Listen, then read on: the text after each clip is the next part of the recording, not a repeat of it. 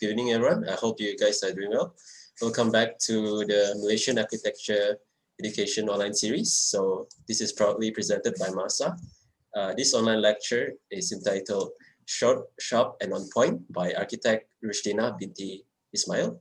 Again, thank you first for joining in this evening. So for those who are new, MASA stands for Malaysia Architecture Student Alliance. It's a non-profit student committee acting directly under PAM, also known as Pertubuhan Architect Malaysia. And it consists of student representatives from all architecture institutes in Malaysia. During this time of MCO, MASA and PAM have decided to launch this online lecture series for students to be more productive and gain more insights. So Architect Ardianta is the head of PAM education, and Dr. Zach Zarul is the convener. Also, there will be more series coming up after this, so do keep in touch with us in our MASA's Instagram and Facebook. My name is Guma Sylvester Makajul, and MASA representative from UCSI University, and I will be your MC for tonight. Okay, so architect Dina started her career in the year 2000 while still studying in University Technology Malaysia by working as an architectural technician assistant consecutively with a few firms. In 2006, she joined Architect MAA as a project architect and stayed on till 2017. 1 year prior to leaving, she obtained her architect's license from Lembaga Architect Malaysia. And in 2017, she registered an architectural consultancy practice with LAM. Also in the same year, she set up Rushdina Architect, practicing a design principle which is more towards inclusive design geared for different capability people, so including the disabled and OKU. In 2019, she pursued a partnership with architecture practice at Ruhas Architects and was a part-time lecturer from 2017 to 2018 with City University, which assisted obtaining the Part 1 accreditation. She currently does part-time lecturing at UPM or University Putra Malaysia for Part 2 master students. Also, she lives by the mantra, as an architect, I carry the architect as an attitude and creating people's attitude. Very nice mantra, because architecture is the real lifestyle code. Okay, so sit back and relax. We will have a Q&A session at the end of the talk. But if you have any questions during the sharing, feel free to type them in the chat box so we can attend to them at the end of the sharing. Okay, so Architect Dina, how are you? Hi Guma. Okay, great. So the floor is yours. Yeah, okay, thank you very much, Guma. I'm glad to be here tonight, and I would love to say thank you for the opportunity that been given to me. Even though I'm still juggling with the time preparation, I still want to share with you guys, okay, because I heard that tonight is full house, isn't it, Guma? Yes, apparently everyone wants to know the secret.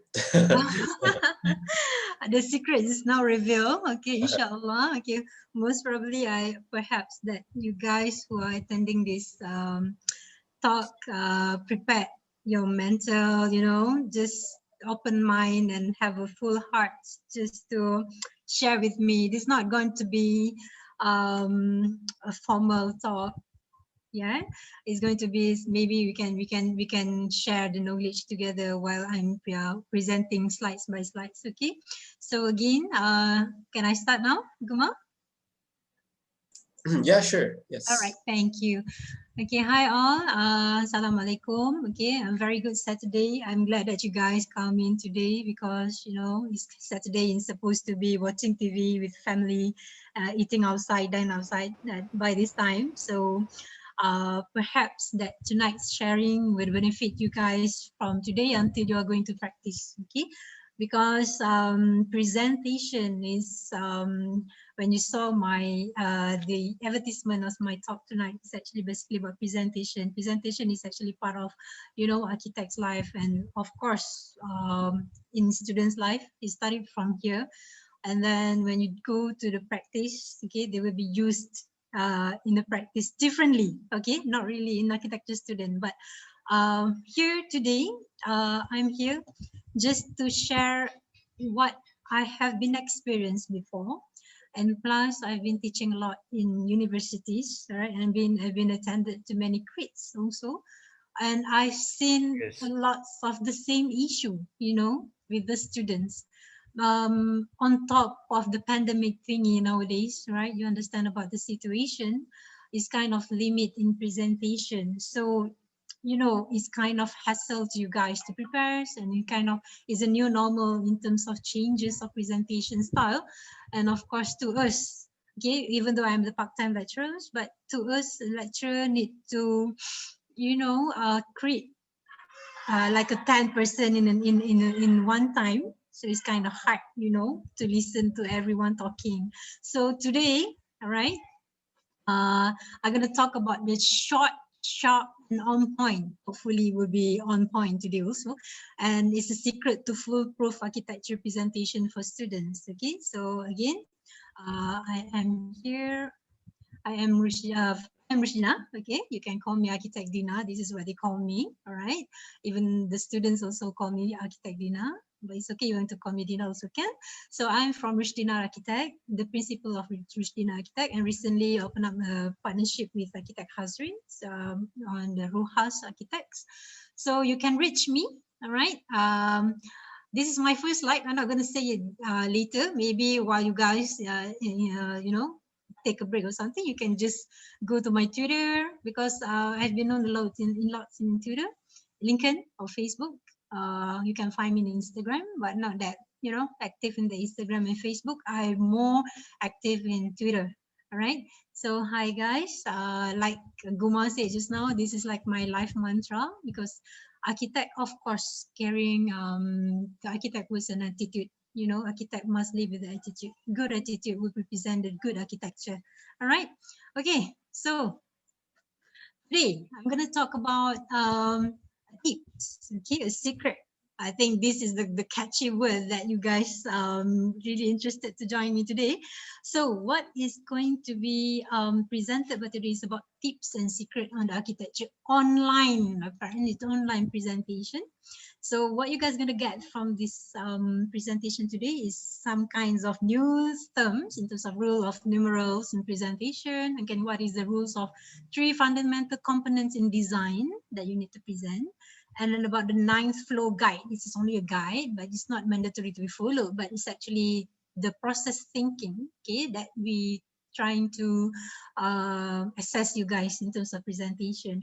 And then you guys will know about the 5 I strategies. And then about the composition is a rule of thirds. Okay, for the students, maybe some of the students under my tutorial in UPM has listened to this kind of rules of thirds. And then by the end of this session, is going to be some kind of fruitful games. Okay, I'm not sure, right? Okay, so now is a new normal, okay, for you guys. Is due to the pandemic, of course, okay. You need to face the challenge as a student by representing your architecture in online, okay. It's kind of hard because you're playing around with yourself. So what I've been observing about is actually in your life as a student, okay, it is about 80% online, okay, and only 20% of your life offline. Is kind of juggling. It's not only you, but it's actually me too, right?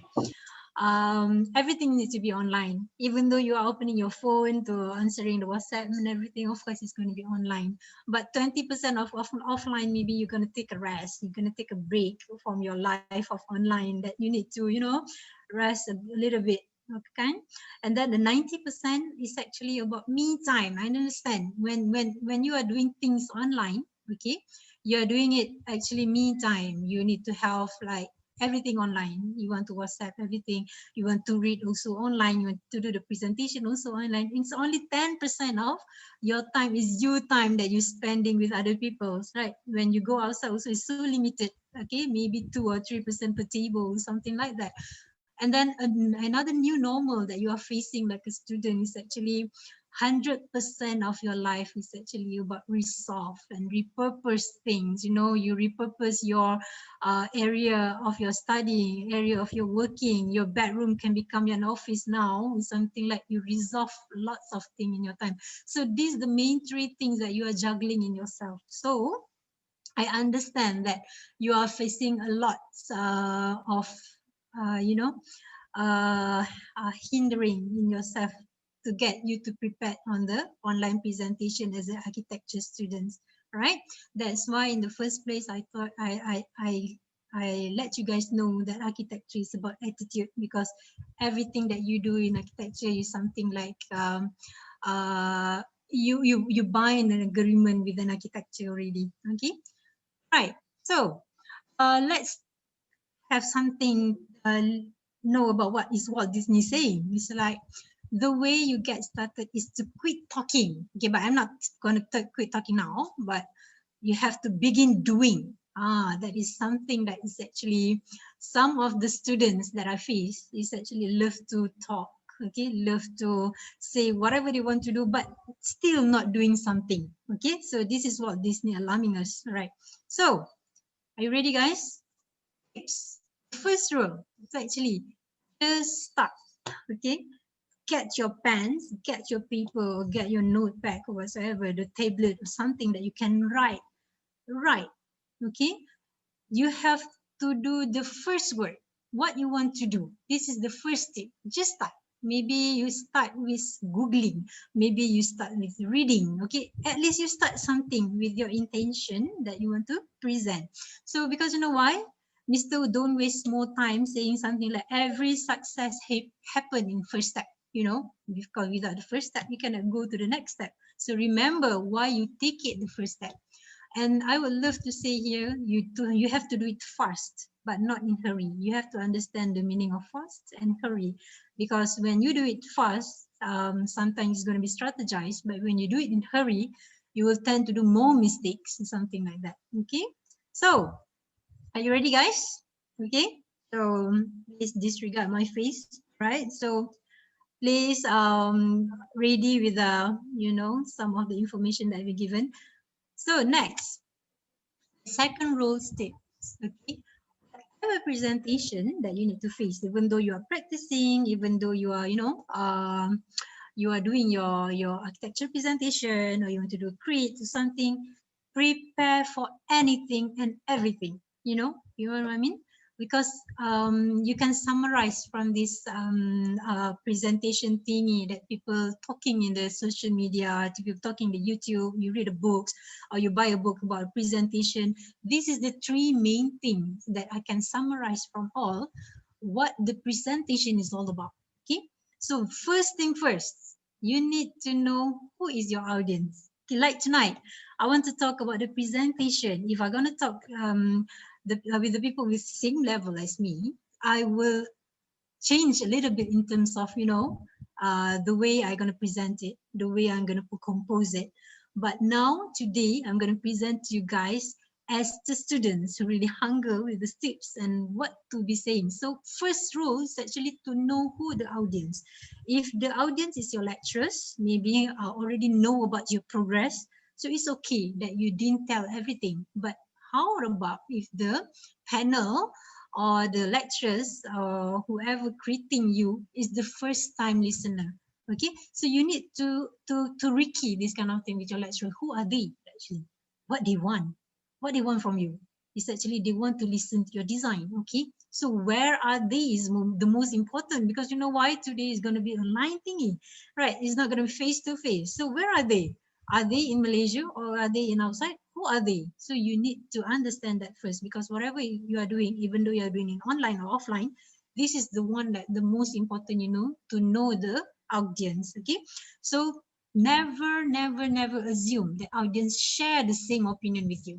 Okay, they might have lots of, you know, they might have lots of uh question. Okay, they might have lots of, you know, perceptions. Okay, so never assume they share the same, but the most important is what you guys want to deliver to the audience. So thinks the value to be given to them. Okay, what can you offer them? Because architecture is about services. It's about service the people who want to make their dreams come true, something like that. All right.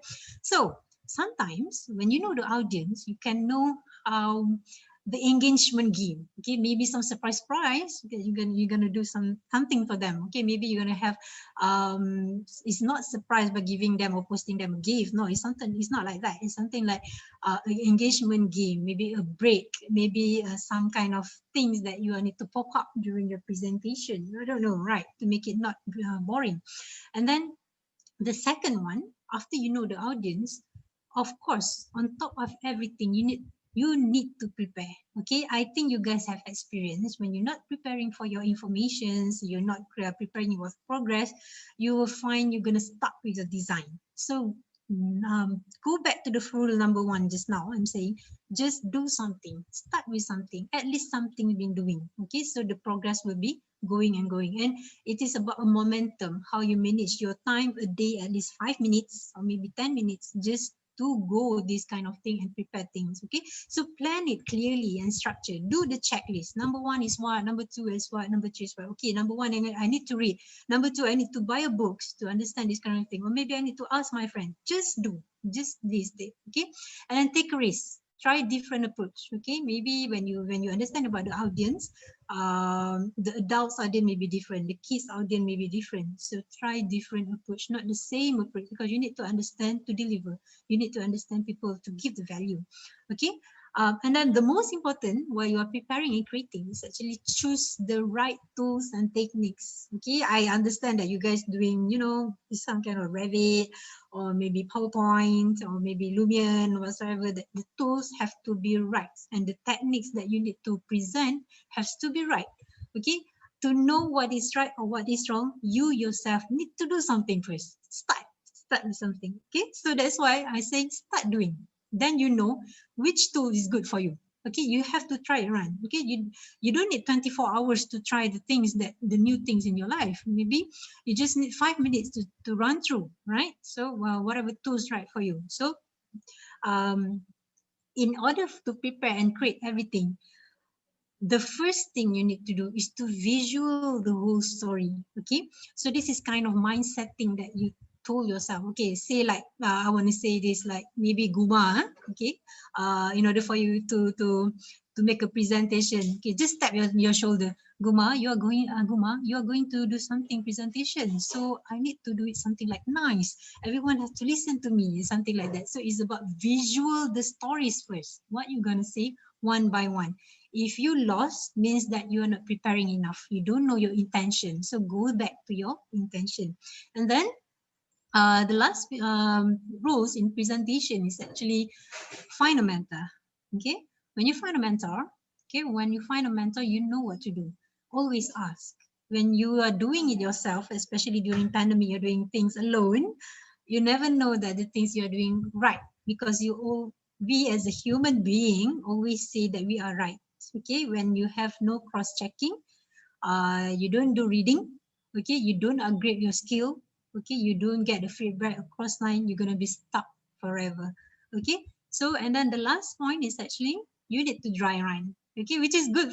Before I started this online series today with you guys tonight, I've already dry run with Guma and the team, right, with 𝐿𝐸. So at least I'm gonna warm up. So it's something like a warm up yourself, give yourself time. Okay, so what's next? The next is the secret ways to success, actually. So in any presentation, okay, it is basically to know the clear on your own intention. You direct yourself, because we are the one as the participant only listen to what you want to give, right? So you know what is you want to deliver to. And then even though you start with small, even though you think big. Of course, whoever in my lectures, or in my lectures tutorial, I'm going to say to them, even pig can fly, all right? Always think big. And then how you want to make a pig can fly? Just start with the small, do the wings, do the research, read, it's something like that. And one day, don't be surprised that pig can fly. It's something like that. So don't limit your thinking, but start small and will be grown, all right? And then as a student, always have you know, some kinds of reason that don't want to take the responsibility to present, but at least actually just take the opportunity to give presentation, because you know what, at every session you attended in presentation you will gain something more different. All right, and then having this breakthrough attitude. Okay, once you break, okay, once you list something, you break it, checklist, check. Okay, what's next? What's to goes next? When you achieve something, it's always an open opportunity to do next. Without doing something, you cannot go next. It's something like that. But the most important is actually to be yourself. Of course, it's not I'm saying that you need to stop to listen to other people, but what is your thought is the most important. Okay, have you read the book The Secret? It's talk about your thoughts. It's actually your thoughts is the most important rather than other people's thoughts, because you are directing yourself, you are the one who survive. Okay, but last but not least is actually you have to love what you do. This is the good point, because when you say that something that you do love what you do, you're going to be stuck also. Okay, so create the love that you want to do, create the love. So that's why you need to keep the momentum and keep going. All right, next. In presentation, if you can notice or you read somewhere, there are some of the rules of numerals. Okay, this is actually you can get from the internet, or maybe you can buy a book. Okay, because I also buy a book before I do the presentation tonight. All right, so one from the four is actually, one of it is a picto chart ratio. Okay, size does matter, right? When you go online presentation, of course, most of you are going to use PowerPoint, right? When you want to do PowerPoint, first thing first that you want to set is a paper. You realize that? Okay, is the ratio of the paper. Is it the paper size does matter?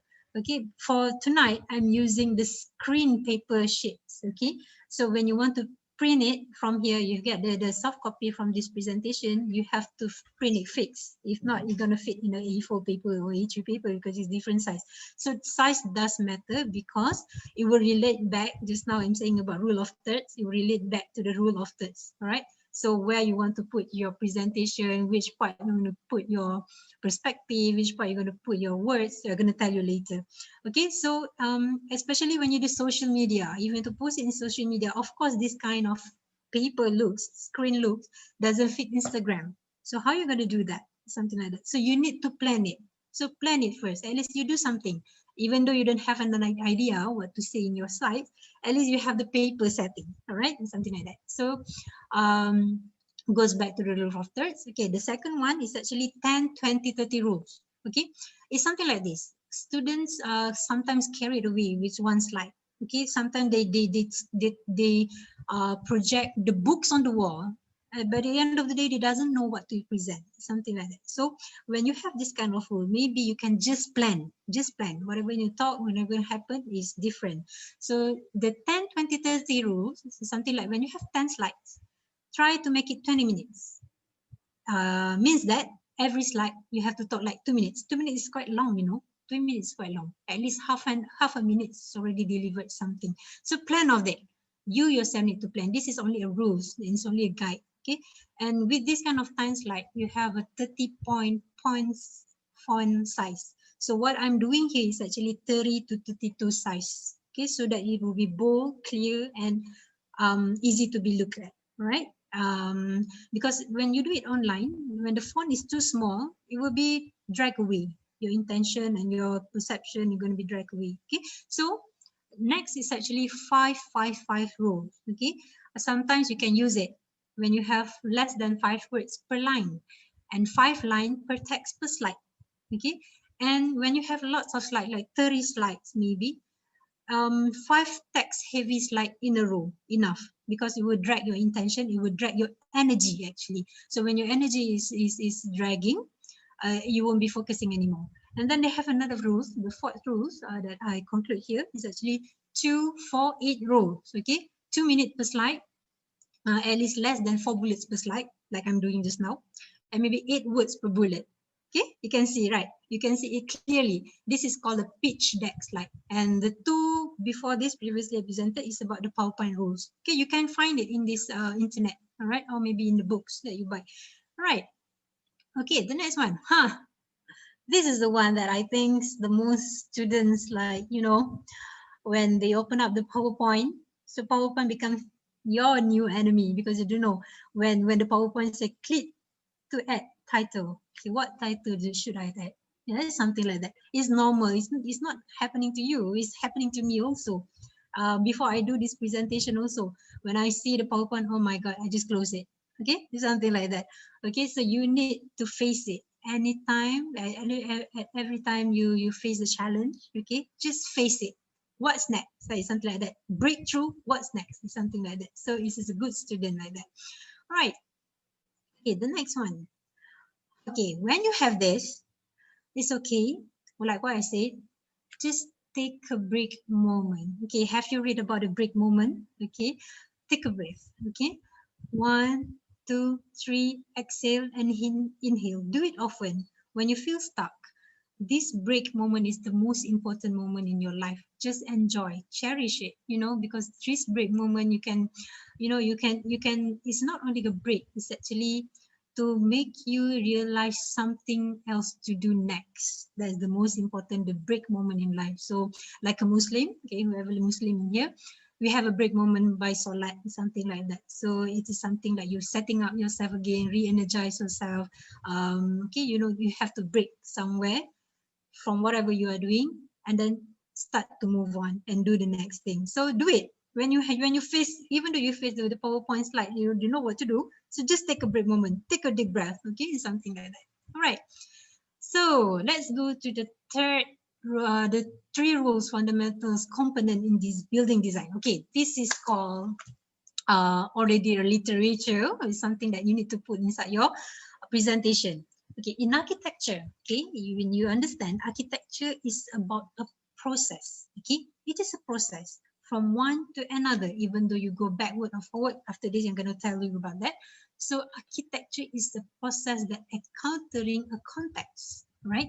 So the main 3 fundamental in everything you do in architecture, even though you want to derive a concept, you want to propose a concept, you want to propose your justification, intention, or study, or analysis, these 3 components has to come in. Even though you have a building already, this building also need to serve the site, need to serve the people, need to serve the building itself in terms of typology and the values that come and it fit for its purpose, something like that. So these 3 things, at least if you have like 5 or 10, is up to you, but this is the fundamental that you need to go back whenever you start with your design, whenever you start your intention or design or I mean justification, go back to these 3 fundamental things and you will find something inside that you're going to talk about it. When you do something like on site or people, it's all about building. It is about the context. So when you respecting these 3 things, okay, it will make your design or intention more personal, more belonging. Okay, so it's something like it's a sign of place. It's belong to the site. It's not going to happen in London and going to happen in Amsterdam or somewhere else in the world. It's going to happen to the site that you choose because you already understand about the site. You already understand about the people who want to use that and the context about the people. You understand about the building surrounding and you're building yourself, right? These 3 fundamental things as a students, okay, as a students, right? Not as a practitioners like me, as a student like you. So you need to go back to the site, people and building. So learn what is happening on the site, what's happening on the people, what is happening on the building surrounding, and transfer it to your design, ship it, all right?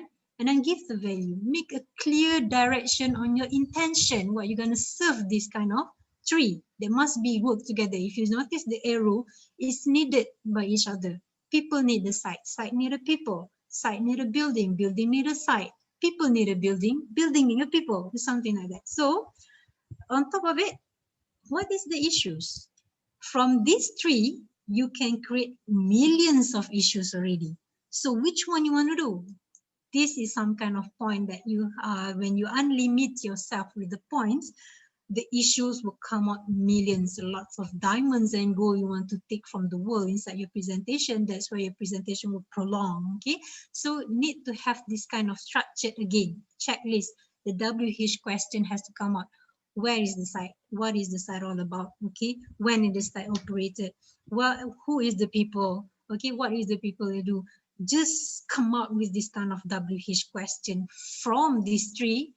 Trust me, even though you have one semester, maybe you're gonna need 2 semesters to settle your design. It's a lot of things to understand when you go back to these 3 fundamental things. Okay, next. Okay, this is the most killer things, all right? So when you do it online, when you refer to pandemic thingy, what I said to you just now, with the pandemic situation, 80% of your life is about online. You only have 20 minutes online presentation. Oh my God, what you do? The time is burning, you know? So again, take a break moment, all right?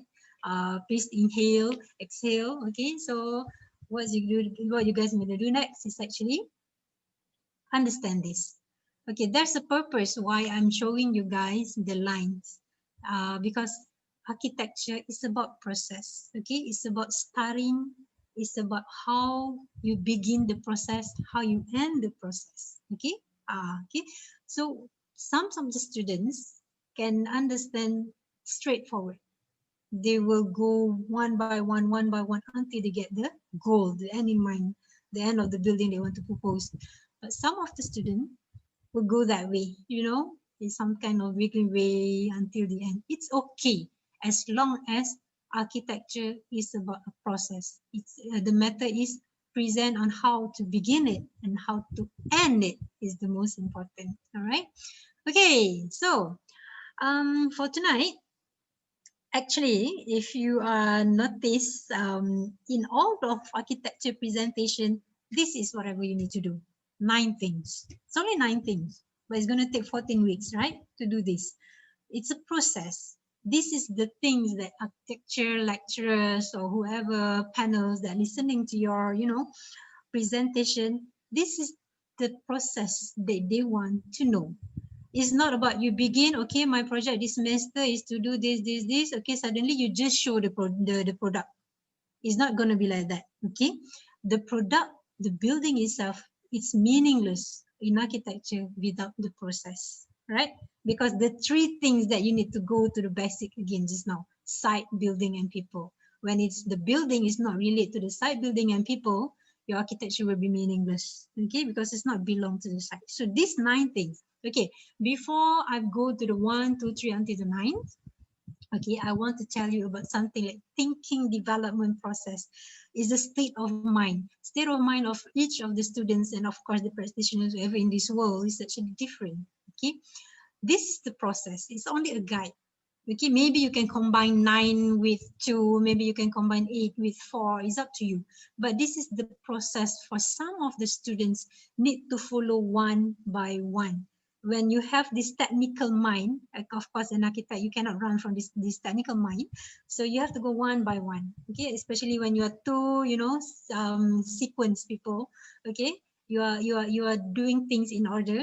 This is the thing that you do it forward. Okay, some of the students understand the brief properly and then go to the next site inventory, don't have the intention yet, don't know what to do yet. And then after that, go with the site synthesis. Suddenly got know the potential, suddenly come up with the design statement concept. And then suddenly, okay, I want to do this type building typology. I want to do maybe a shop. I want to do maybe a gallery or something like that. And then, okay, they're going to go the bubble diagram with Messi. And then suddenly they got the strategy, how to handle the bubble diagram. And then suddenly they got the building proposal with the plans, technical requirement, and the product value. But this is mostly done. For some of the students, from the brief intro, they already got the end in mind. They already got their goal. I want to do this. So when you see the forward backward concept, some of the students already reached the number 9.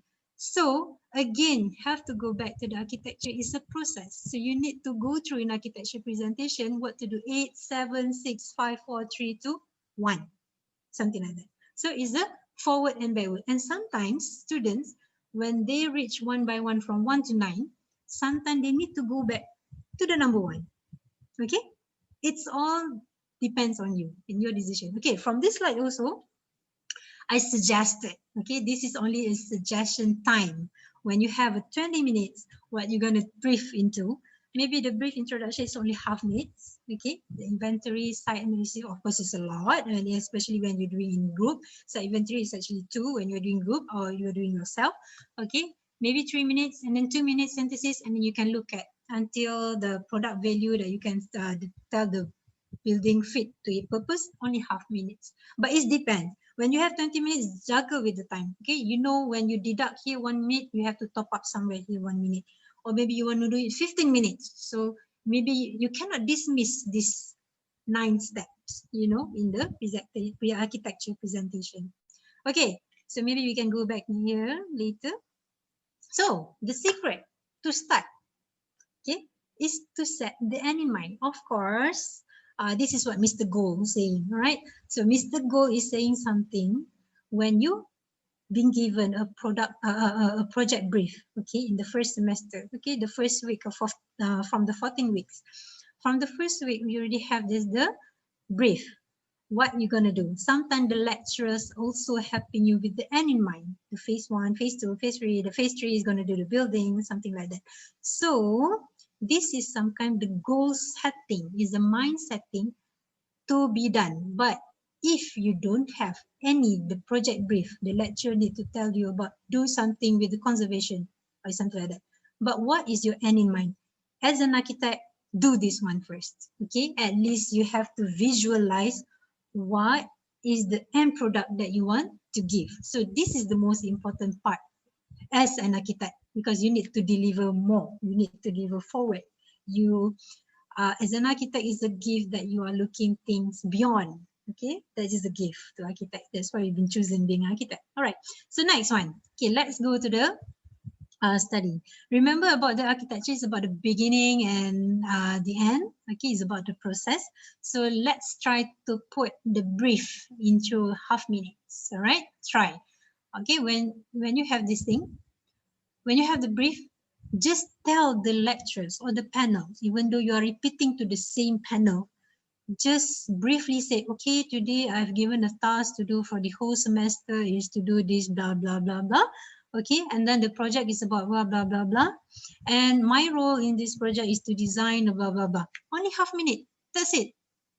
Try this, and you have remember the rules of presentation on the third one. You have to practice it in half minutes. It's actually enough, and it's been proven from the few of the students under my tutorials. Okay, maybe you have no ideas what to say. Try to start with hi, my name is, today I'm going to tell you about something like that. Okay, give you time to appreciate the present moment. Okay.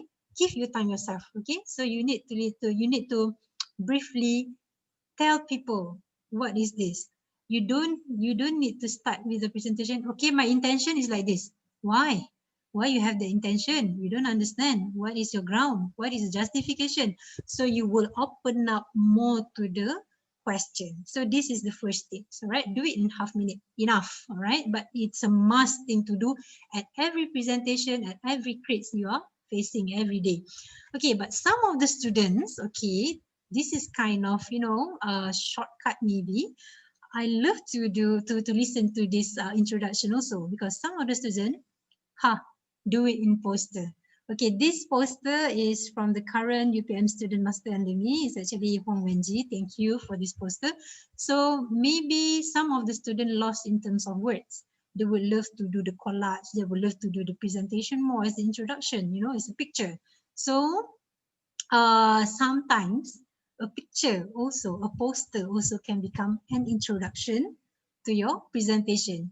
You know why? Because already have the end in mind. Like Wenji, he already do the sky education is the end in mind. I don't know the building yet, but this is whatever playing in the architect's mind. Okay, so all right. So enough about the introduction. So next is about the flow guides number 2. Okay, not necessarily be done intensively, okay, but it depends. Some of the presentation in the studio, we require you a special presentation 1 or 2 weeks in a year semester. It's about site inventory and analysis, but that one is different. You might have the whole session half day presenting the site inventory and analysis. But here, what I want to stress out is actually when you want to present your idea, with the site inventory analysis and sort to be presented also, because if not, the intention at number 9, the product value won't be understood by the panel or lecturers. So need to present this after brief. Okay, so what you need to understand is actually about site inventory analysis and sort. Maybe you can take 3 minutes, or maybe you can take lesser than that. So what the difference between the inventory, the analysis, and the sort?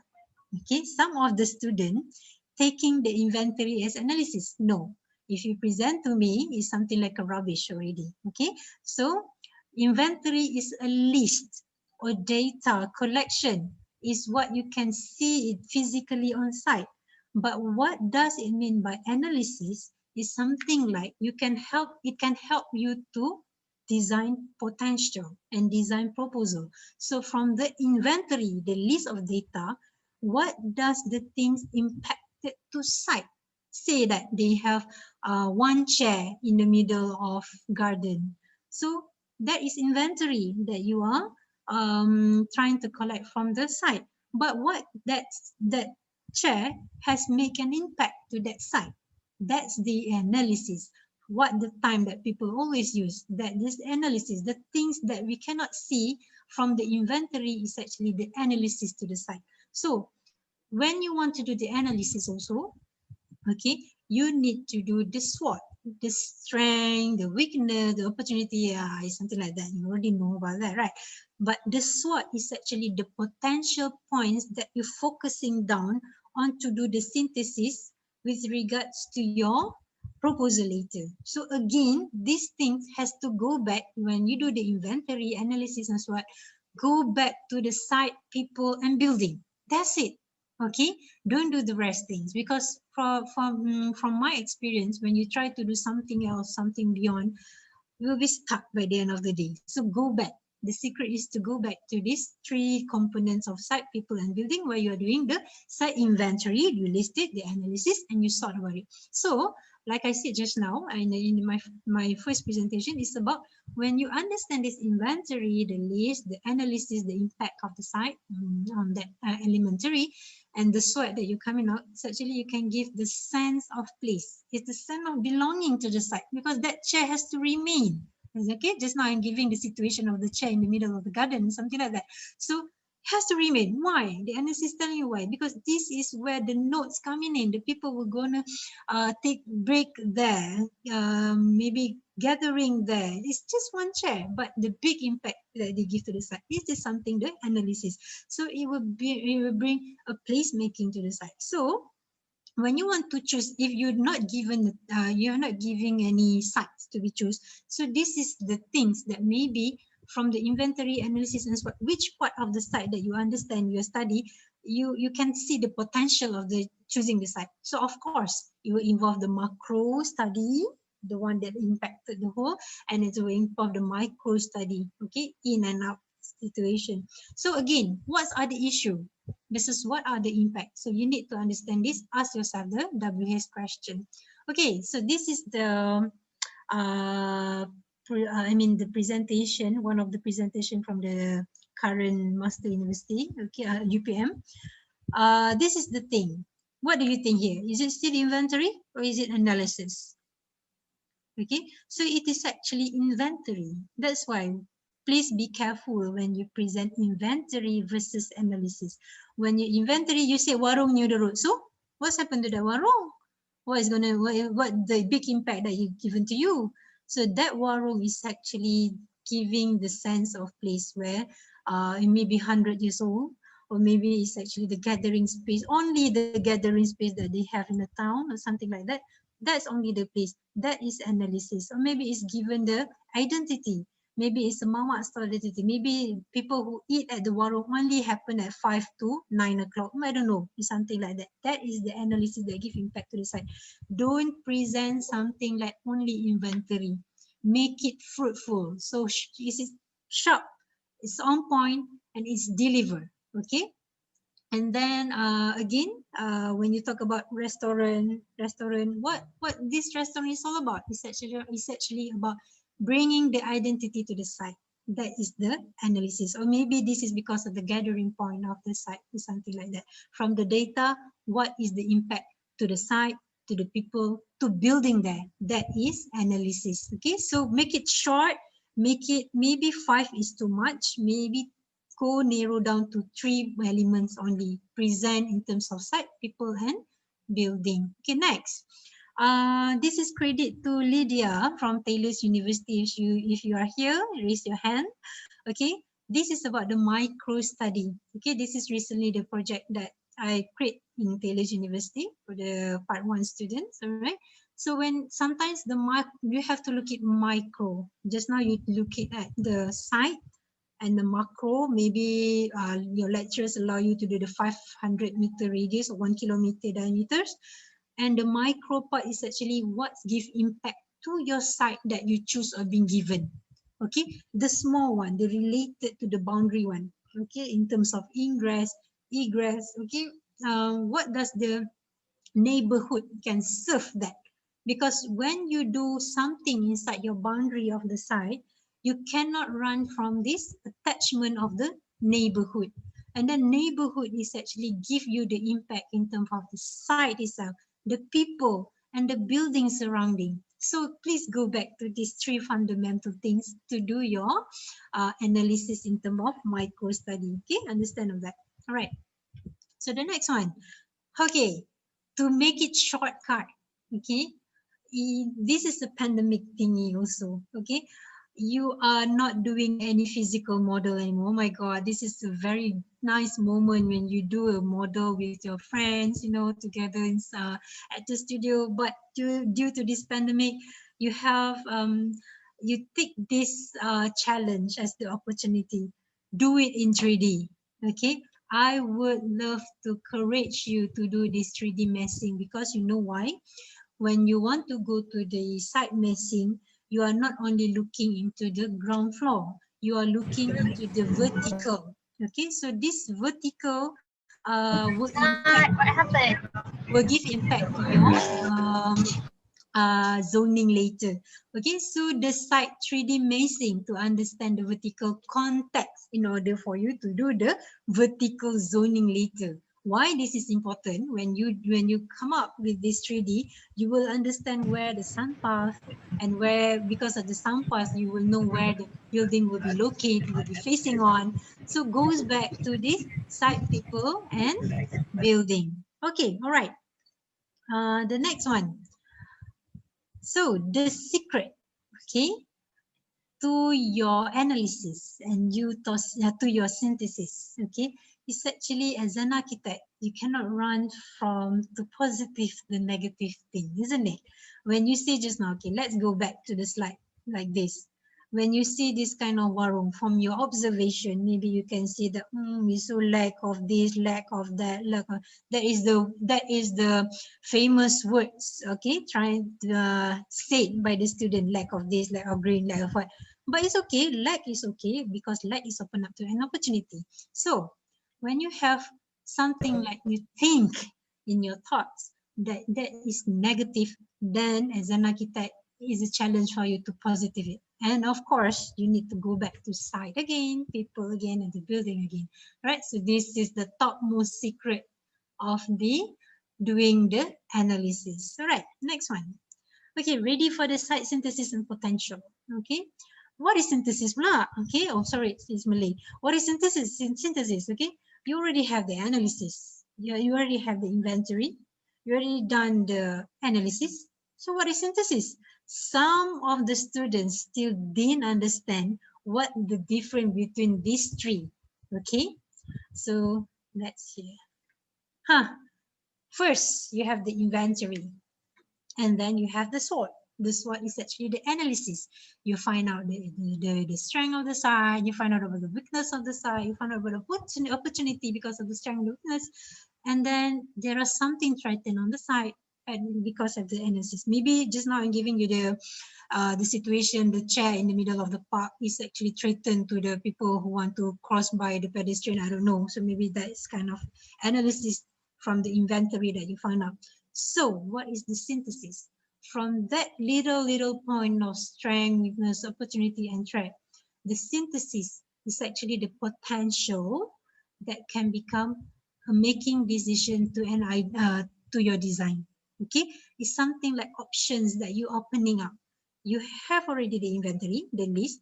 You have already the analysis. You know what to do. You understand what's the impact of that things, that inventory to the site, and then you find out the potential. From that potential, what kind of option that you can be given. Maybe just now I'm giving you the situation of the chair in the middle of the park, and then it's actually hindering the people who want to walk at the pedestrian walkway. So the synthesis, the idea is just to move a bit. That's it. Still, the chair is there, the notes is there, the people still can gather there. At the same time, people can just walk at the park, and then the idea was beautifying to make it positive. That is called synthesis. So synthesis is not yet your final idea. It can become a lot. Maybe you can narrow down by 5 elements or 5 points of the synthesis. You want to do this because of this chair. You want to do this because of this chair. You want to do this, and this part you want to do this. It's only a brief idea. So you lead the panel, you lead the lecturers, whoever listen to your presentation, already have the, the idea what you are trying to talk about for the next. So give this thing 2 minutes only to present your synthesis. Enough. Okay, your idea. So within these 2 minutes, don't take all the diamond and gold in the world. Just limit maybe 3 to 5 points of synthesis of your idea and only. If you make it as a table, I didn't show you today. If you make it a table, okay, say number 1, a park with a chair, the inventory, the analysis is given the impact that gathering people, and then your synthesis, make it a center or make it a building there. It's something like that. That is called a synthesis. Or maybe from the synthesis, you can break up and down, you can give more points, like 5 points. It's just because of one chair in the middle of the park. You understand that, all right? So that is the relation between the inventory, analysis and synthesis. Okay, so that's the difference. Please differentiate that. Okay, I've taken some of the students also recently, I think yesterday, create with me. 𝐿𝐬𝐧𝐚. Okay, this is the master students. Okay, one of the good also example. This is the thing that you can sketch from the inventory that you analyze. This thing has done and something like that. So the next part is about the potential ideas. So these potential ideas is the main that you choose yourself. If you think that sun path is not related to your design, don't take it. Okay, please. If not, you're going to be rubbish in your presentation. Don't take it. If not related, don't do it. Take the most significant that to meet your end in mind, your end product. If you want to do something that you already have, you already think, you already have the thoughts in that it's going to be like that, your goal, just take whatever significant in terms of inventory, analysis, and synthesis. Say, if you think that the rainwater, like 𝐿𝐬𝐧𝐚 pick up, the rainwater, what they want, she intended to do, the synthesis is a passive design. What she wanted to do due to the rainwater at the site. Maybe if you think that the sun path also is the main significant to your site, because it will give impact to your decision in terms of your location, in terms of your opening, do it. Okay, so not to have a lot, but try to make it strategized. This is only 5 elements in terms of proposing. Maybe you need, when you go back to the intention of permeability, okay, urban talk a bit, or maybe permeability is not only on the road, it's something like a visual. So you want to create an axis, want to create something. So do something significant, which is the most important point here to be presented is actually the things that giving impact to your design is the egress and ingress. You cannot run from it. Okay, and then where the main entrance. So that's why you need to do some of the analysis and synthesis in terms of the entrance. Maybe the potential, maybe to enter from front is like this, to enter from back is like this. But what is your intention? So you choose one. Okay, so that is how you narrow down your presentation. Okay, so and then maybe the building placement, the missing of the building itself later.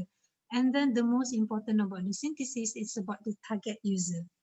Okay, please don't disregard this target user, because this gonna be your big impact, because you know why? When you design something for kids, it's kind of different. Okay, especially try to lower down yourself, try to sit on your knee. Whatever you see on that level is so playful, is so, is so interesting, rather than you being an adult standing on your own feet. The level is so different. So when you do something to target user is so different. Maybe your target user is a client who have the organization, maybe the WWF or whatsoever. Okay, so this target user also can become your inventory, analysis, and synthesis. Okay, yeah, right. So remember, the inventory is not only happen on the site, it's actually happen on the people also. Okay, so next, sometimes from the inventory, you find out something on the site. So this is credit to Theo, one of the students in UKM doing master.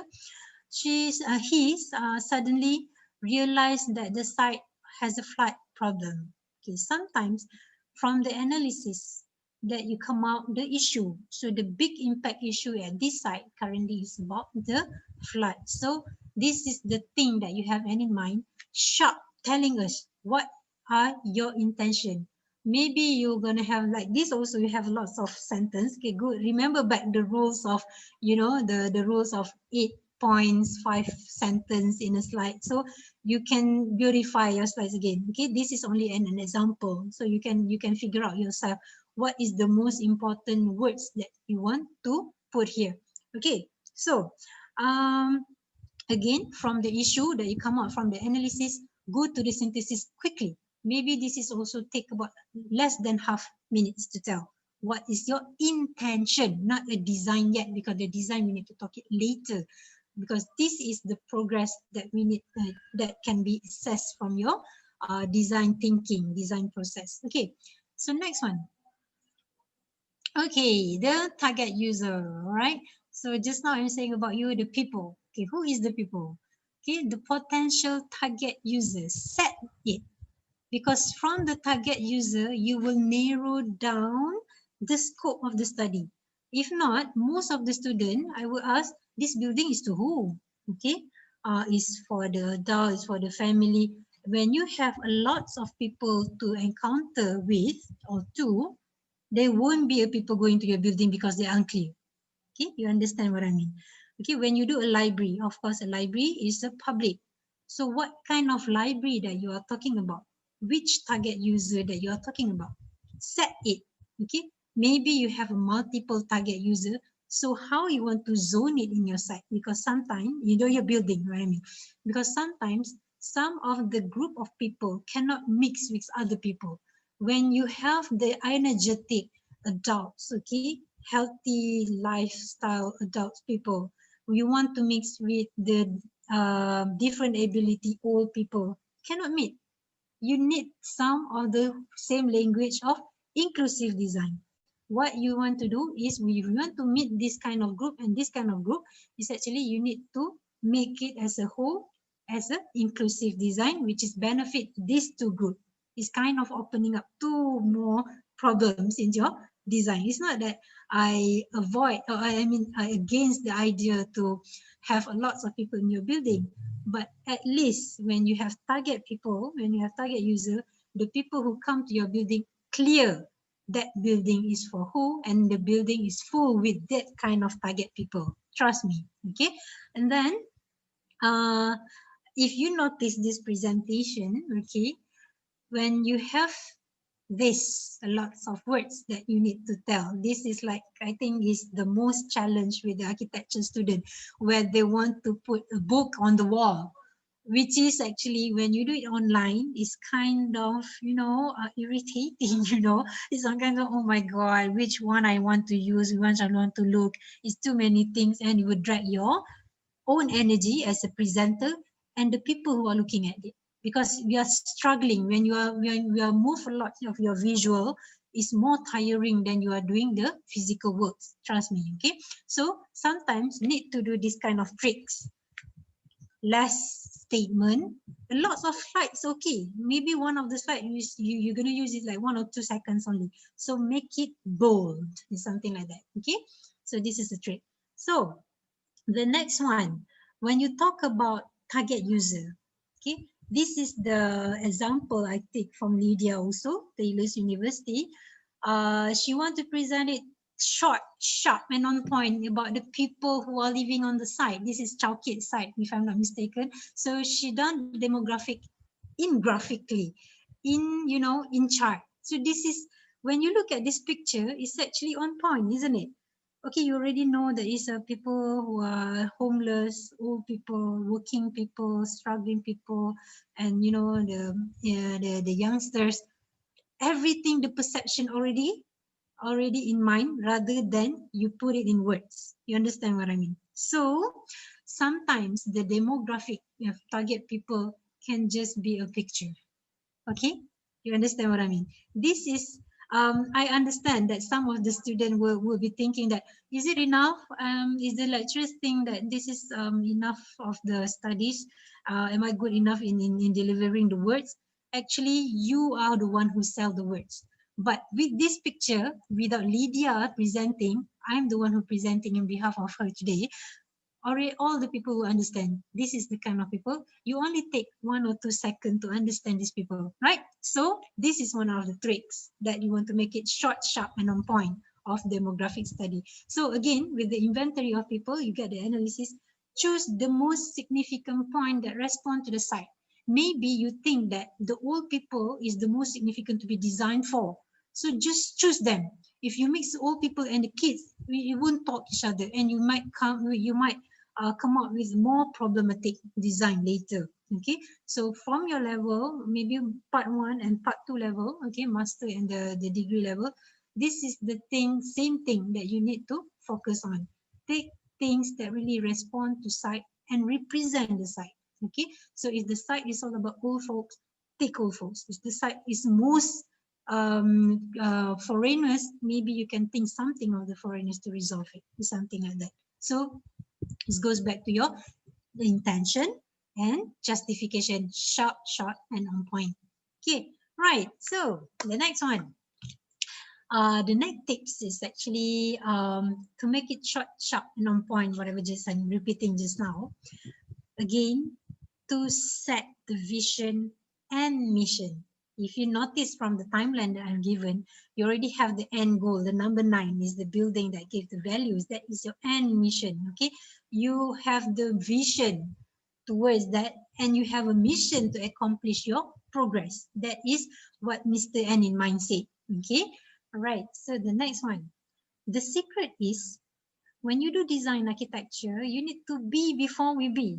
Okay, in our real life, because we are human being, because we're not doing, we not always do. Lecturer tell you this, you do. Lecturer told this, and then another lecturer told you this, you do something like that. Where they say no, you have to be before you be. Okay, because you are human being. It's a process of becoming a human being. It's not a process of becoming human doing. No, we are not human doing. Okay, so you have to set this vision. Be first. It's okay not future is not existed yet, because future is not existed yet. Okay, whatever past is history.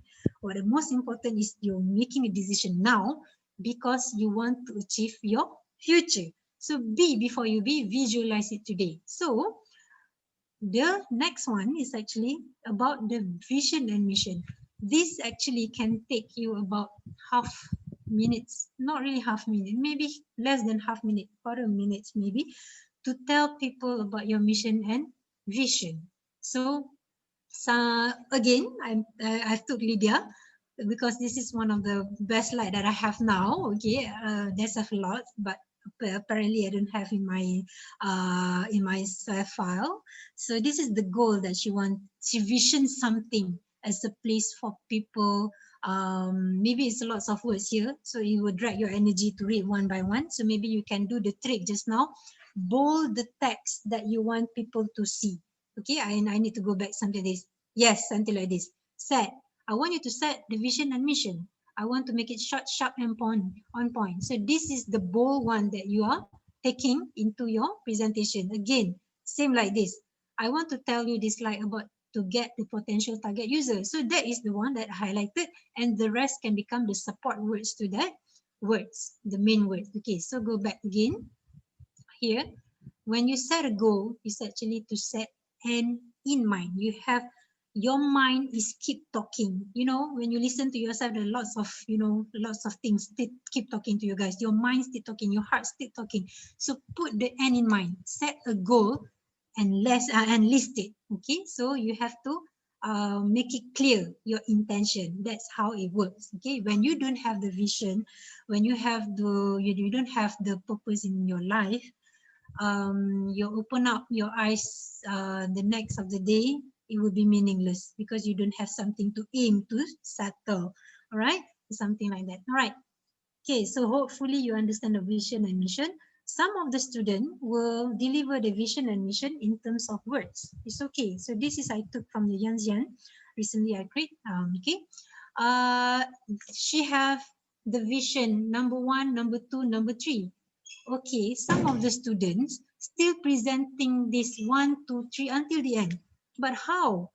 How is actually the one that the things that we are trying to look at? How you want to reunite?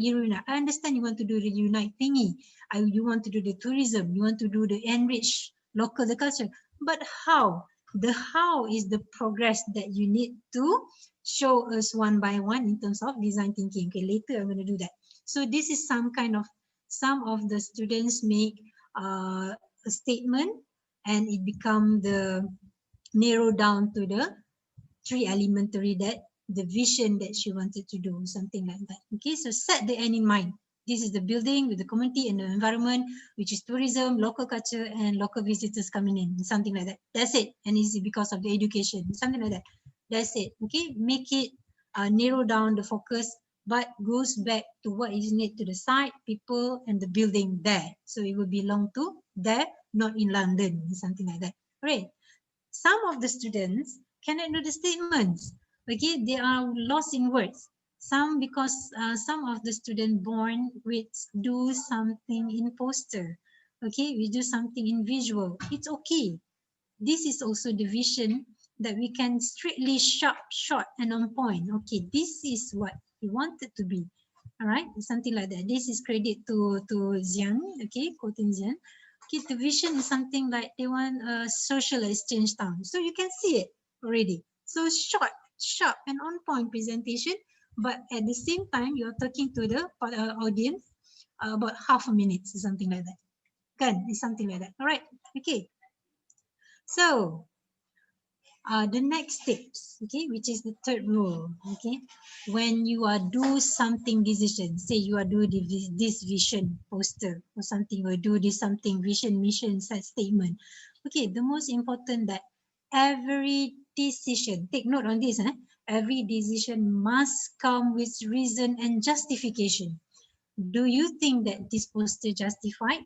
It's actually yes, because it belonged to the building, to the site, and to the people that he studied about. Okay, so it is very have the reason and justify. If things you choose cannot be justified, it's not a process yet. Okay, so you need to break through the process, justify, give the reason. Because what Friedrich in Angel said is one of the author, okay, the famous author. Everything must justify its existence. Okay, even though a human being also justified why what you're gonna be. Okay, what is being is all about. Okay, before the judgment seats of reason or give up the existence. So it's something like that. If you don't have any reason in what your intention gonna be, stop. Choose something that you can give the reason and justify. That is going to help you to make it short, sharp, and on point presentation. Because if not, your presentation will go haywire. Even the listener also don't understand what you are trying to say. Okay, so hopefully you understand. All right, for the next one, okay, it's actually about the design statement and concept. Okay, I believe that one of the tutorial Masa have been discuss about this design concept, right? So maybe you can Google or maybe you can go to the YouTube back how to do the concept statement, design statement. Maybe this one can take up about 2 minutes only. All right. So maybe some of the student would take 3 minutes to convince the design statement and concept. Okay, from the side issue, actually, from the analysis, the potential that you got sometimes can become the concept. Okay, choose the potential concept that to conclude the idea, to narrow down your scope. Okay, say like you want to say, okay, for now, if you're against my thoughts, sustainable is not concept, it's an approach. But if you take an element of sustainability, there are lots in GBI sustainability. If you're already in that class, huh? You will understand the elementary of sustainability. If you take something like sick building syndrome, maybe it can become a concept. Maybe you take a lighting as the concept. So take one on the sustainability issue, become one of the concepts. So narrow down to become of the analysis and the concept that you choose. Okay, sometimes some of the students will love to do some metaphor. This one I'm gonna discuss with you later. All right, so whatever you choose, the concept is must goes back relate to these three fundamental. The concept have to represent the site, like the one who is the kita, I can't remember, who do the dancing building. Oh my god. Okay, so forgive me, but it's something like belong to the side, because of the dancing. There's a lady who loves to dance in front of the building, so the architect do the building like a dancing building. So it's some kind of a concept, metaphor concept. So whatever it is, it has to go back to the site, people, and the building. So the concept will be meaningful on the site. Okay, so sometimes approach, like I said just now, sustainability also can become a concept. Something like that. Okay, so to narrow, but the most important, narrow down the concept. Okay, narrow down, know how to choose the concept. So goes back to the analysis and the synthesis you've done.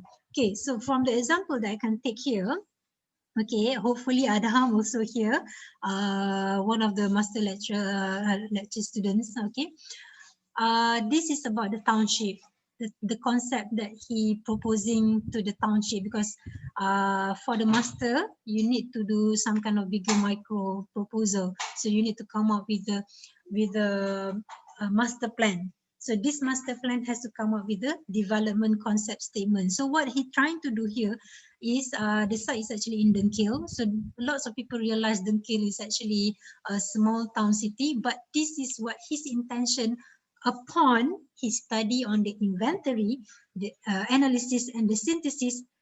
He found out that 𝐸𝐸𝐾𝐻 is actually a livable city. So when he said something statement, concept statement, livable city, please be careful. What is livable means, what is city means, what is livable city means. So when you have this concept statement, the tips is try to understand what the words that you choose mean. Okay, the livable is what, the cities is what, Google it. So that will become your presentation more sharp, more on point. Okay, and then it's going to be short in terms of saying what is livable city. Okay, later I'm gonna tell you how it goes. All right, okay, some of the concept also happening to the building. Of course, for the part 1 student, maybe the master plan is not implemented yet. Okay, it's not learning yet. But for the something like this, Landlord Light is trying to do something with the falling water. Okay, something like a very clear-cut design concept. Okay, so it's all about falling water. It can be seen also as a falling water, and how is the response to the site in terms of falling water, where at every angle can feel the falling water. Is something of understand what is the falling water first can become to help you in terms of the design intention. Okay, sometimes next. Okay, just now I'm saying about metaphor. Okay, some of the students back in my lectures, okay, love to do something like building like lifts, building like a figure of people, or maybe building like a turtle. Okay, so this is a direct translate, not in terms of look. You have to very be careful when you choose metaphor as a concept, because what kind of metaphoric that you want to understand is more challenge to you guys, because it's open up to another problem on top of the 3 basic things that you need to understand about the site, about the building, about the people. Now you have to add plus another metaphor that you need to study about other things. Say that you take a turtle, you need to study of the head, you need to study of the, the body with the shells, you need to just study about the legs, and then you want to transfer to your building. So what's the shell of the turtle mean to your building? Maybe it become the structure of the building. Maybe it's a architectural language to your building. So the metaphor is not that I'm discourage you to do, but it's actually challenge you guys in terms of design making, design intention. Okay, open up to another, open up to another problematic, something like that maybe. But if you guys can do it, it will be some challenge to an architect. It will be more meaningful. Okay, it's not that I'm not discouraged, but encouragement must come with the reason and justification. Maybe when you do a building in Terengganu, turtle is more significant, so you want to do building like a turtle, so you need to study the spirit of the turtle. How do it swim? How the physical looks that can be translated into building. So this is one of the concepts that must be limit the element of choices that you're trying to do. Maybe the physical is enough. Okay, all right, something like that. So next one, about the flow guide. Okay, when you begin something, you end something. The most important, okay, to translate your idea to a building is to decide what is your building typology. Most of the students in any university have been created, okay, throughout this semester or previous one question I'm asking, this is the favorite question: what is your building typology? Do you really understand what is the building typology are? Because building typology is actually a decision that you make what the building is all about. Okay, so if you say that a building is something like library, there are do's and don'ts to the library. And what is the supporting space in the library? Maybe you have also restaurant, but in some of the reason, restaurant has become the building typology, and the library become the supportive. You understand? So make yourself clear what kind of building typology that you want to do. Some of it has categorized as a commercial, some of it residential, and then some of it is like a public building. So you need to differentiate what kind of building typology you are trying to do. Some of the students, when I saw the the proposal in terms of spaces, they like jumble up everything. You have the library, you have the museum, you have the theater, you have the VR room, you have the offices, everything like a dominant. So what is your building typology? This is what building. If you don't clear what your building typology, then you cannot create the tribes, you cannot create the people who want to use that building. But if you say that this is a library, but they attach with a restaurant, attached with a virtual room, attached with some part of the transit living, maybe for residential, but the main typology is library. So you understand. Okay, so with this, you will understand by having the typology, then you will understand the program inside the typology itself. If you say market, it's not going to become a library. It's a market typology. There are do's and don'ts to the market. And then the building program will derive from it.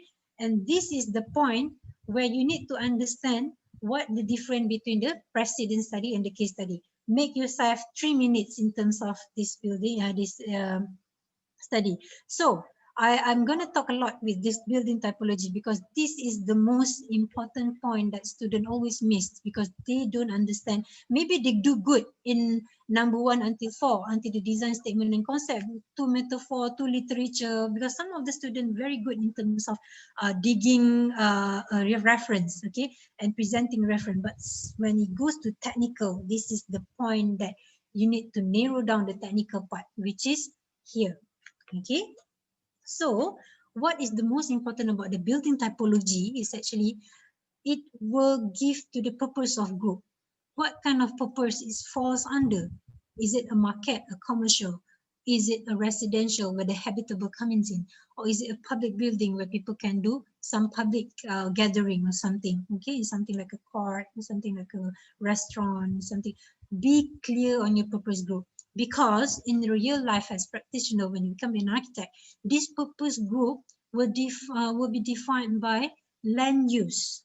Okay, you cannot do commercial on the residential land use. Okay, you cannot do the residential on top of the commercial. You cannot do a public building on the residential or something like that. You have, there are some under land code, okay, law, you need to face it. You need to face the rancangan tempatan or whatever majlis authority has a plan for it. Okay, the township plan. So same goes. In maybe in first part one, the bylaw is not really been looked at into. It's not normal, but you have to. But at the master level, the bylaw is you need to look into. When you have the purpose group, this is where the safety requirement comes in, the regulation comes in. So that's why you need to make yourself clear what kind of typology. So when you refer to safety and health issue, it will be related more. Okay, so from this slide, I'm not talking about short, sharp, and on point, but it's actually what is the typology itself. Okay, so in this slide also, when you do a typology, this is where the point comes, the precedent study. What is the precedent study versus case study? Okay, the precedent study, say like just now Adham sharing about the livable city. Is there any in the world have done this livable city? This become your precedent study. Precedent must be one, okay? But when you do a structure study, detail study, spaces study, you go it case by case. So this is called case study. Okay, so you understand about that. So this is different between the precedent and the case study.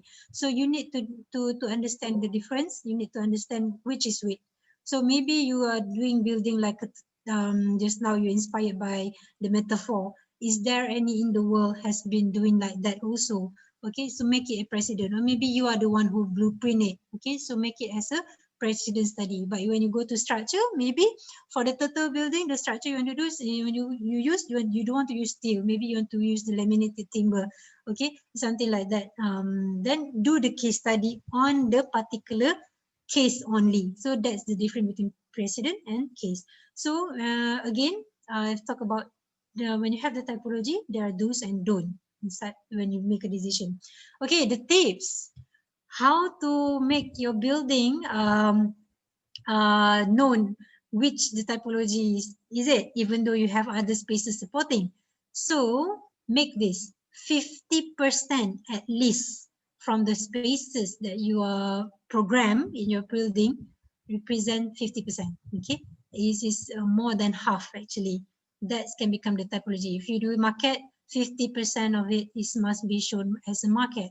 Or you do residential, 50% is about residential, and maybe the library, the communal space, or maybe the restaurant can become the 30 or 20. Please don't disregard also with the 30 and 20, the rest of 30 and 20 is all about your services, the open area, the regulations, okay, and the road and everything, etc.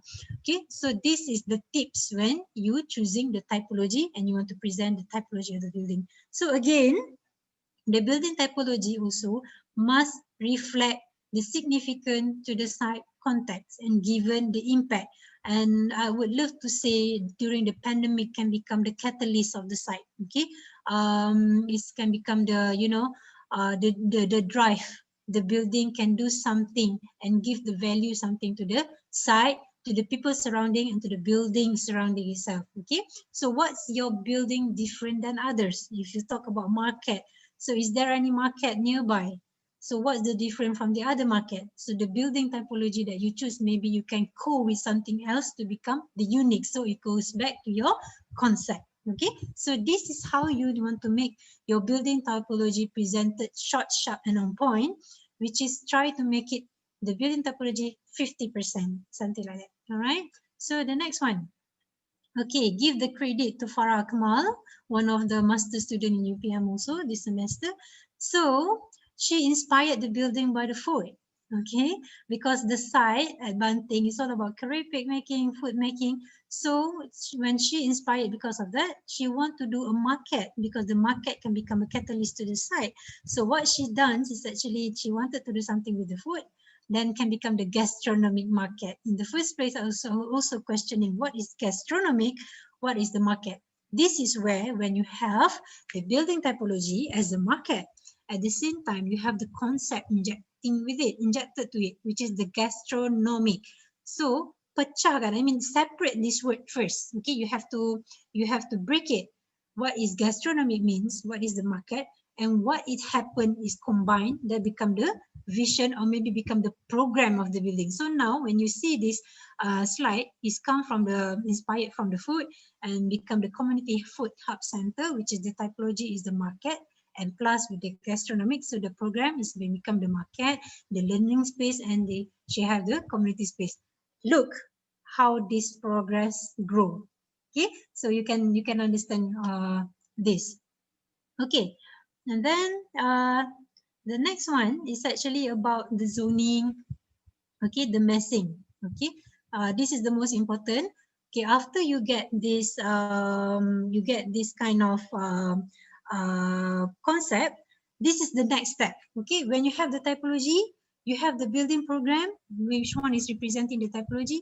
Next you need to do is the bubble diagram. Okay, so the bubble diagram is the matters. So when you said bubble diagram, it's actually size does matters. Which one represented the 50%?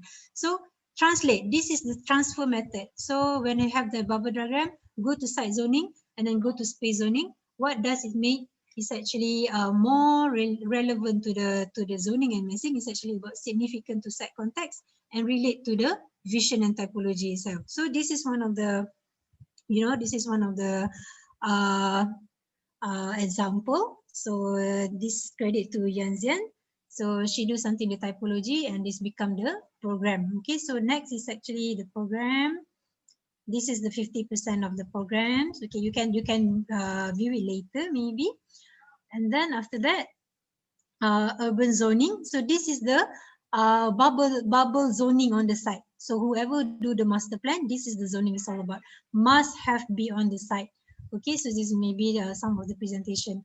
So this is how it looks like. To credit also to 𝐁𝐢𝐧𝐚. So this is the bubble diagram that she tried to propose. It's actually which one is the biggest one and how it's related. And the most important you need to understand in which one to relate to public, semi-public, and it must be translated to the site, where the bubble diagram on the site must be presented short, sharp, and on point with the context. Okay, so why the parking is located there, why the guest located there is because of the context. Okay, and then the next part about the zoning is you need to understand about the vertical zoning. You not only zone on the ground, but you zone it on the vertical. So which one is semi-private, public, and everything. The next is actually you need to present about the clear information of the site, okay, which is the boundary, the setback, and etc.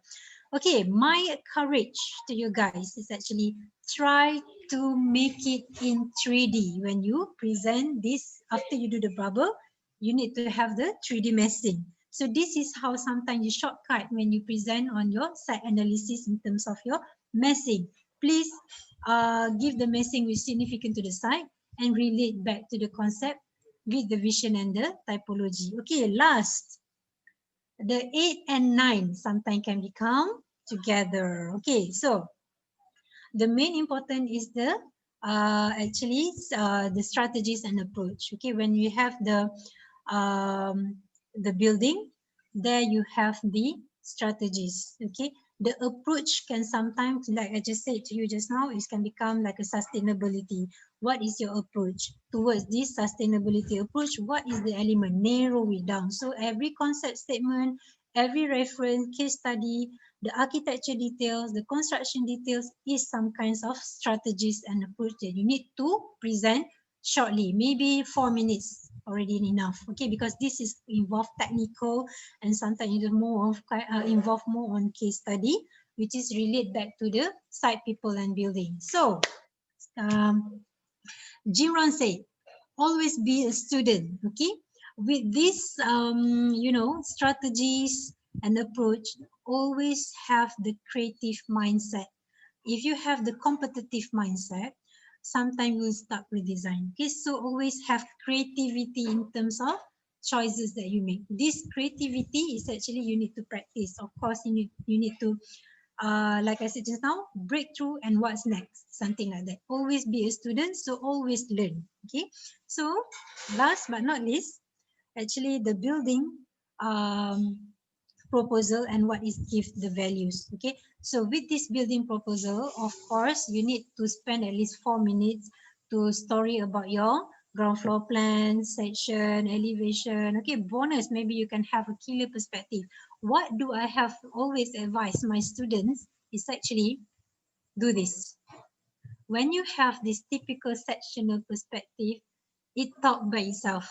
You can talk about the spaces, you can feel the, you know, the people inside, you can feel the site, you can feel the building itself. When you have this is like a killer perspective already, killer point that you have in your design. Okay, so when you have everything like this, please design like a millionaire, because you have to set in your mind everything that you propose is actually your intellectual property. So you can sell it like a million. All right. So do it like that. Set this kind of thing. So next, what to do when you start with design?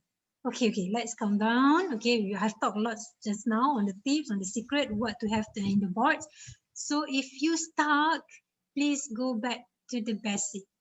Revisit, revisit to the issues, back to the issues, do again the checklist and everything. So if this is the moment with a lot of the students, especially during the pandemic, you try to give up, okay?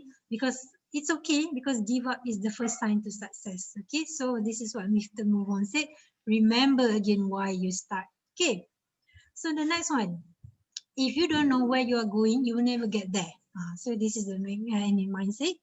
So sometimes if you do something like dealing with too many things in one, do it one at one time. Maybe the progress that I show from 1 to 9 just now is the thing that you can do one by one. So you have to discipline. This is what Jim Rohn said. Choose discipline or you get regret. Okay. But on top of that, we can conclude that everything you are talking about just now is all about inventory. Sometimes you're presenting inventory without giving the intention. That is most of the students facing. Okay, inventory, intention, and you have you need to inject some ideation. This is the five I's deliverable strategies. You have to have this kind of 5 things: the inventory, what you are trying to talking about, what is your presentation is all about, put your intention, put your ideation, and how you implement it, and everything has to be in line. Not to say that inventory like this and by the end of implementation is different else. Okay, so it cannot do. Okay, I think enough on the presentation. It's so stressful, it's so yarn, especially I'm taking lots of your time now. Okay, so this is what it can be, short, sharp, and on point. You have to understand that when you do a presentation online, it's about the audio. You have to make sure your audio is very clear and the visual also on point. That's why this is the highlighted is all about. So a little bit on the rule of third. Okay, when you do a presentation online, okay, you have to know which part of the screen occupied most and bring the eye most. From the study of the photographer's eyes, is actually 41% is actually the user's focus here, the longest one. That's why whatever your intention, please put at this way. Some of the visual that you notice is actually from right to left, so people will stop on the left. This is the visual thing is happening. So this is the rule of thoughts. Maybe you can use it in terms of your composition techniques when you do slides online. So this is whatever the photography say. Maybe you can do at this second point of 20% or 25% or 14%. Going to be something like this point, but your eyes also goes to the sky, isn't it? To the empty one, because 41% is to focus on there. So this is something like that also. The 25% is the building and the rest is the balancing. This is just to create the balance in your presentation. Or maybe like this. Okay, whoever have already yawned, this is like this. So the tips is like this. Put the killer perspective or maybe the killer point at the 41% who carry the highest weightage percentage. Okay, this is all about object and subject. So maybe you can do is something like the trick I gave you just now. You have the statement, bold it. All right, so maybe like this. This is one of the project of mine. And if you notice, it's a student nowadays, right? You're Instagram friendly. You notice that the first thing that you saw in the Instagram, this is my Instagram anyway, you can follow after this, oh my God. Okay, it's 9. This is the rule of third. Okay, so you need to actually aware why this Instagram of pictorial giving the rule of third strategy. So whoever want to do some marketing or something, this rule of third can be implemented here. Okay, if you stuck again, remember the one that I showed just now, the PowerPoint slide, empty slide. In your presentation PowerPoint, if you subscribe to it, it's actually it has this kind of template that maybe you can use. So start using this template is the first start of your presentation. Okay, so this is the thing. The person who uses lots of big words, okay, is not trying to inform you, is trying to impress you. Okay, so bold the big words. Okay, this is what Oscar von Miller is engineer saying.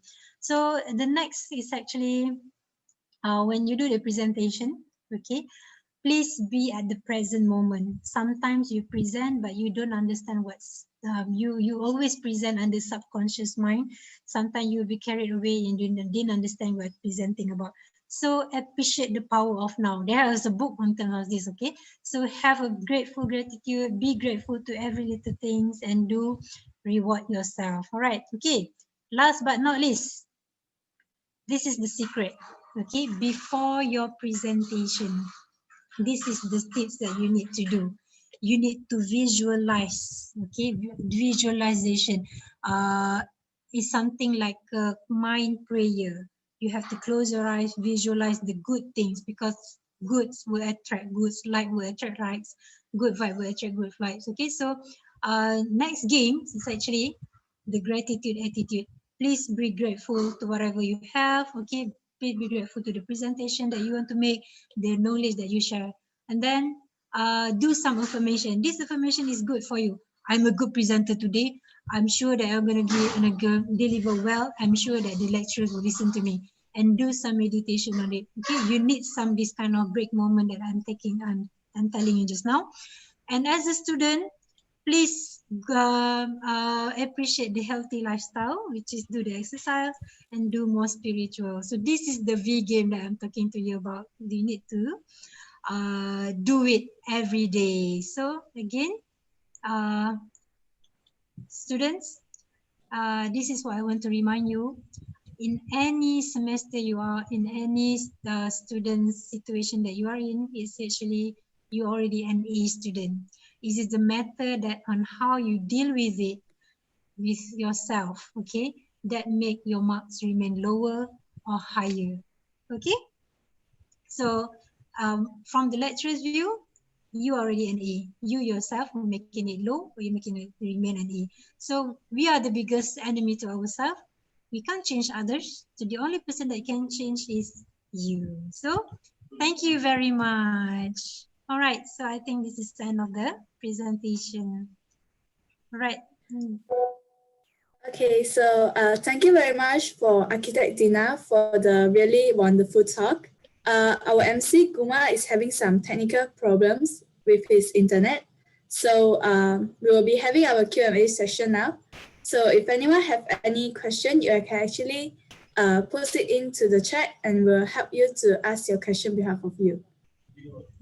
So it was really amazing to see that how Architect Dina shared about the presentation method, and it'll be really useful for most of the students here because we are having online presentation due to the COVID-19 pandemic. I actually love your way of presenting the rules and how you actually incorporate them in presenting the design. So hi everyone, I hope everyone is enjoying it and gaining many insight. So we got one question from Hao Yi.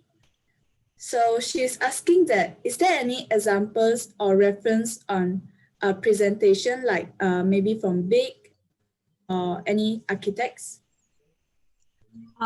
Presentation from big architects. Maybe I don't have it now, but when you have this presentation, because you know why? Become a student, everything is on the fingertips, When you search the best presentation architecture, pop, the Pinterest will come out with something like this. Try to analyze with the rule of thirds, okay? Try to look at their presentation, one of the best, because whatever presented in the online is actually the best and the most viewed one. So that is the short way to look at the best presentation in the internet. Sometimes when you click it, you know what to find out, the best presentation of architect. Sometimes the website also pop up. Okay, so this is the best thing, because I cannot say today which one is the best, which one is not, because you might be offended or maybe where, So maybe you can try to search it by yourself. The trick about the online, the trick about the internet is whatever comes first is actually the most viewed. Okay, so try it. Okay, how are you? Okay, I think it's quite good for all of the students to take initiative to check out on presentation and how mostly the famous architect firm can present their works. So we have another question from Radin Fikri. He asked about how to deal with mind stuck during a presentation, especially during online presentation.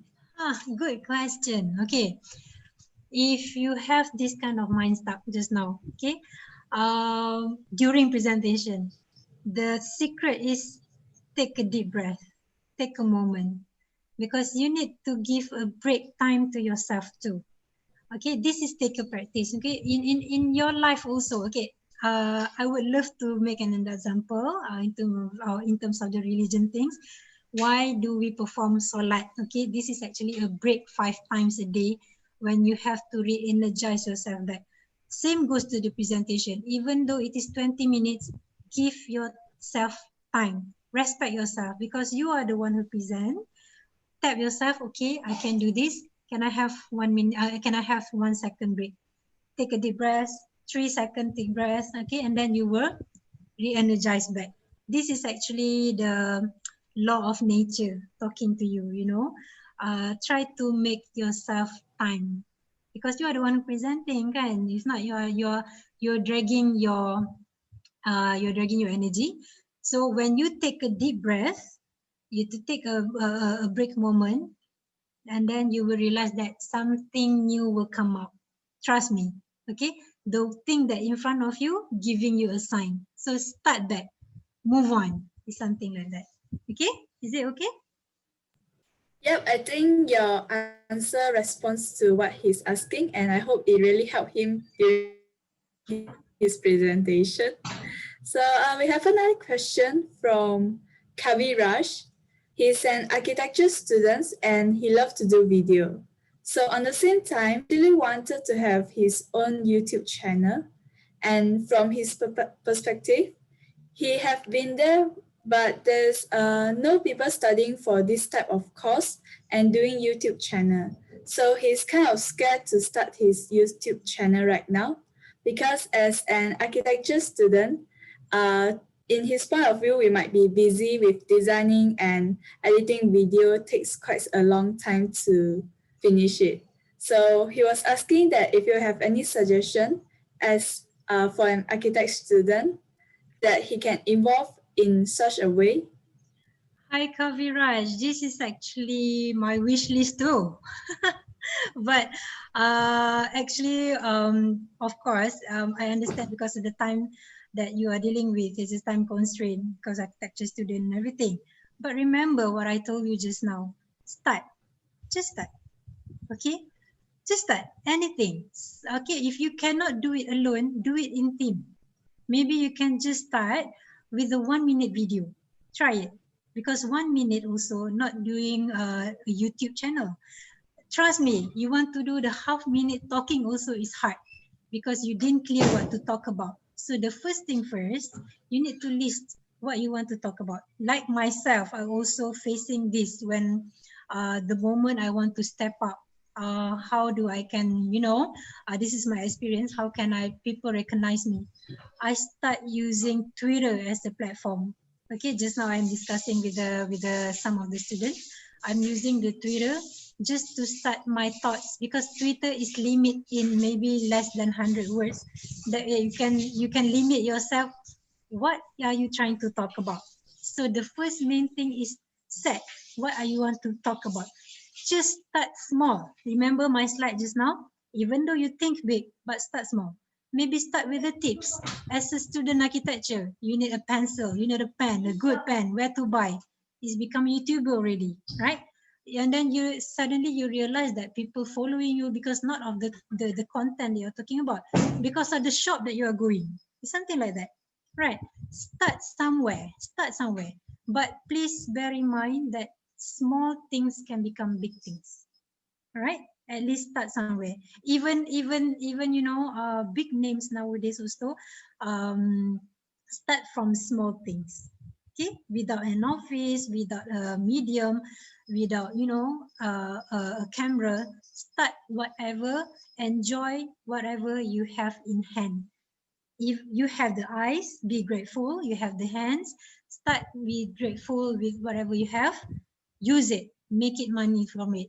Okay, if you have only a handphone, you can record it even though the video is not there, because when you have something small, the feedback you get is actually to make it shortcut in terms of your progress. So people will tell you, hey, why not you buy this? Why not you do like this? So the inputs come from there, making you grow. But the first step is to start. Okay. Yeah, any other question? I think I actually quite agree on Architect Dina's point on starting small. So you can actually start small, but within the days, you actually can accumulate more and more. So it actually can become bigger as you go along. Yeah, I think Masa also have facing this kind of thing, right? You start small and then something like bigger and bigger, right? Yep. Yeah, so at least start. And the most important that you need to understand is what are the content.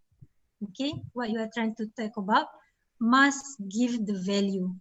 Don't talk rubbish and as architect student. Do meaningful. Start small. Half minutes is enough. Okay. Any other question? Any more question from the floor?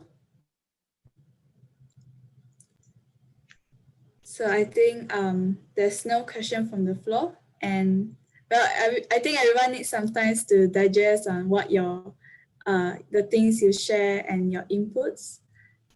So for now, thank you everyone for joining us today for our online lecture, and I hope every one of you enjoy it.